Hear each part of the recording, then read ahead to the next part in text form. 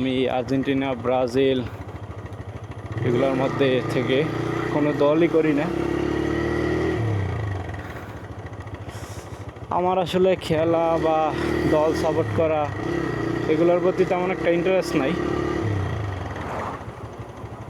তারপরও যখন দেখলাম ফাহমিদুল, সুমিত সোম বা হামজা চৌধুরীর মতো বড় বড় তারকারা বাংলাদেশের টিমে জয়েন হচ্ছে, তখন নিজেকে প্রশ্ন করলাম যে তারা যদি এত বেটার লাইফ, বেটার অপশন ছেড়ে কোনো ভিআইপি পার্সন যাইতেছে হয়তো যাক, যেটা বলতেছিলাম যে তারা এত বেটার অপশন ছেড়ে বাংলাদেশ টিমে যদি জয়েন করতে পারে, তাহলে আমি কেন